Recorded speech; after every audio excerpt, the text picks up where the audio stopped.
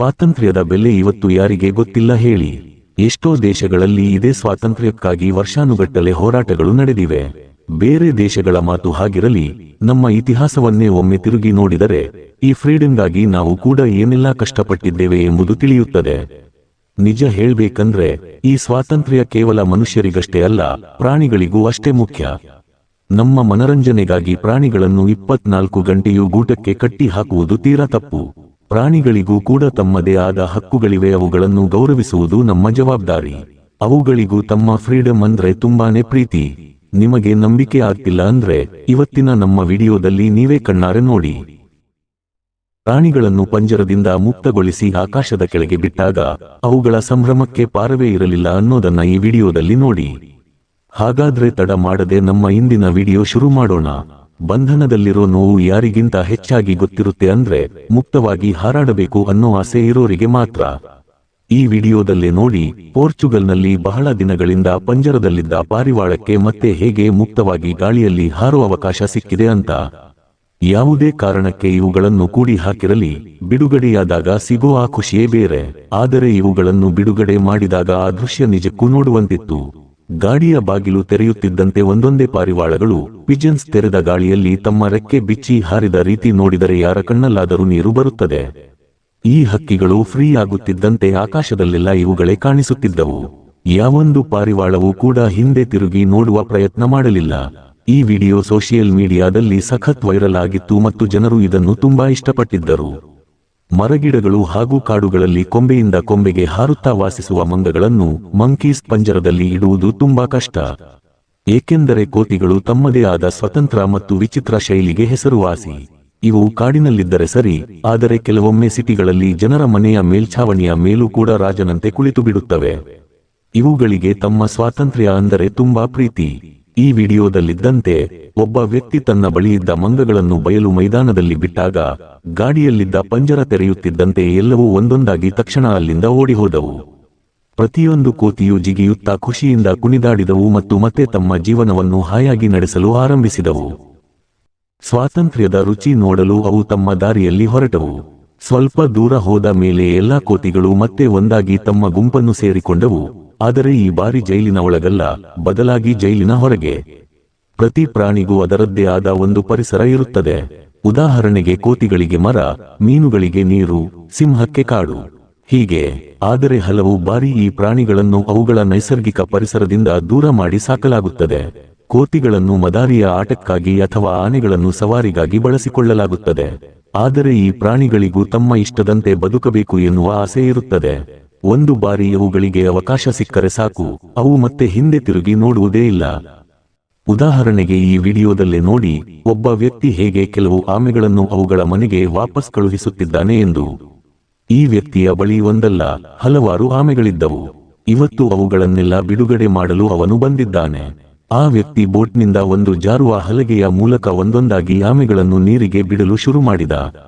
ಅವನು ಬಿಟ್ಟ ತಕ್ಷಣ ಆ ಆಮೆಗಳು ಎಷ್ಟು ವೇಗವಾಗಿ ಓಡಿದವು ಎಂದರೆ ಬಹುಶಃ ನೀವು ಆಮೆಗಳು ಅಷ್ಟು ವೇಗವಾಗಿ ಹೋಗುವುದನ್ನು ಎಂದು ನೋಡಿರಲಿಕ್ಕಿಲ್ಲ.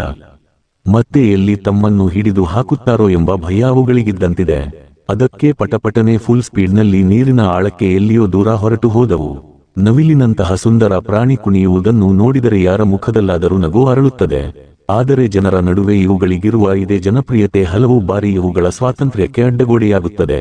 ಕೆಲವರು ನವಿಲನ್ನು ಕೇವಲ ಅದರ ಸೌಂದರ್ಯಕ್ಕಾಗಿ ಸಾಕುಪ್ರಾಣಿಯಂತೆ ಸಾಕುತ್ತಾರೆ, ಇನ್ನು ಕೆಲವರು ಅದರ ಗರಿಗಳ ಮೂಲಕ ತಮ್ಮ ಕೆಲಸ ಸಾಧಿಸಿಕೊಳ್ಳಲು ಬಳಸಿಕೊಳ್ಳುತ್ತಾರೆ.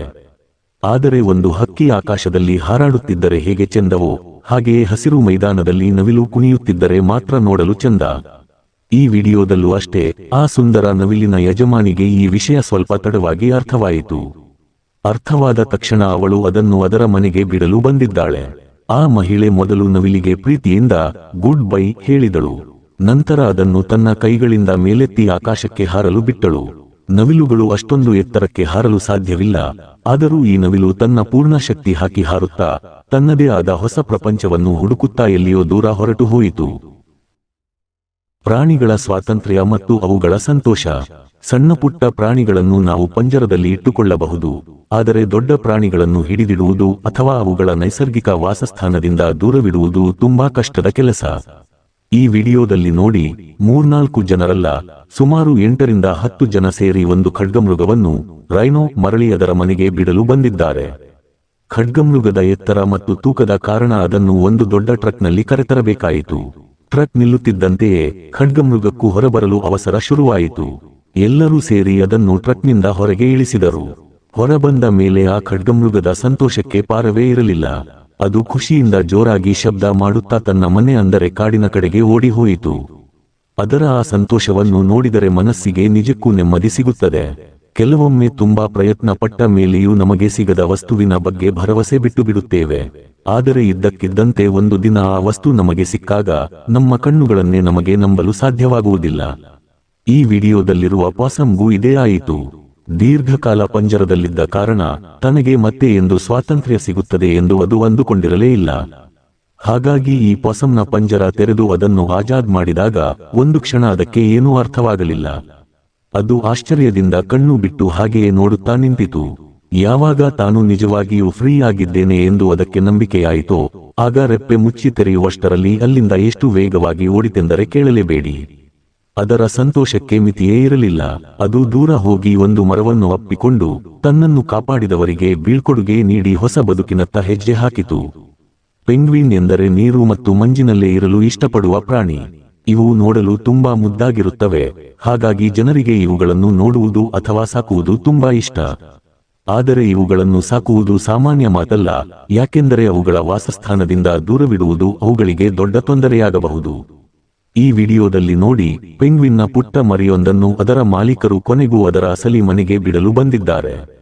ನೀರನ್ನು ನೋಡಿ ಮೊದಲು ಪೆಂಗ್ವಿನ್ ನಿಧಾನವಾಗಿ ಮುಂದೆ ಸಾಗಿತು. ಆದರೆ ಇದ್ದಕ್ಕಿದ್ದಂತೆ ಅದಕ್ಕೆ ತಾನು ಮತ್ತೆ ಇನ್ನು ಮುಂದೆ ಈ ಮನುಷ್ಯರ ಬಳಿ ಬರಲು ಸಾಧ್ಯವಿಲ್ಲ ಎಂದು ಅರ್ಥವಾಯಿತು ಅನಿಸುತ್ತದೆ. ಹಾಗಾಗಿ ಅದು 2 ಕ್ಷಣ ಅಲ್ಲಿಯೇ ನಿಂತು ತನ್ನ ಮಾಲೀಕರಿಗೆ ಕೊನೆಯದಾಗಿ ಗುಡ್ ಬೈ ಹೇಳಿ ಸಂತೋಷದಿಂದ ನೀರಿನ ಕಡೆಗೆ ಸಾಗಿತು. ಸಾಕುಪ್ರಾಣಿಗಳನ್ನಾಗಲಿ ಅಥವಾ ಯಾವುದೇ ಪ್ರಾಣಿಗಳನ್ನಾಗಲಿ ಒಂದು ಬಾರಿ ನಮ್ಮ ಬಳಿ ಇಟ್ಟುಕೊಂಡರೆ ಅವುಗಳನ್ನು ನಮ್ಮಿಂದ ದೂರ ಕಳುಹಿಸಲು ಮನಸ್ಸಿಗೆ ತುಂಬಾ ಕಷ್ಟವಾಗುತ್ತದೆ. ಆದರೆ ಕೆಲವೊಮ್ಮೆ ಆ ಪ್ರಾಣಿಗಳ ಒಳಿತಿಗಾಗಿ ಅವುಗಳನ್ನು ನಮ್ಮಿಂದ ದೂರ ಮಾಡಲೇಬೇಕಾಗುತ್ತದೆ. ಈ ವಿಡಿಯೋದಲ್ಲಿ ನೋಡಿ, ಕೆಲವು ಪೆಂಗ್ವಿನ್ಗಳು ತಮ್ಮ ವಾಸಸ್ಥಾನದಿಂದ ದೂರವಿದ್ದ ಕಾರಣ ಡಿಹೈಡ್ರೇಟೆಡ್ ಮತ್ತು ಅಪೌಷ್ಟಿಕತೆಯಿಂದ ಬಳಲುತ್ತಿದ್ದವು. ಇದೇ ಕಾರಣಕ್ಕೆ ಕೆಲವು ಜನರು ಈ ಪೆಂಗ್ವಿನ್ಗಳನ್ನು ಮರಳಿ ಅವುಗಳ ಮನೆಗೆ ಬಿಡಲು ಬಂದರು.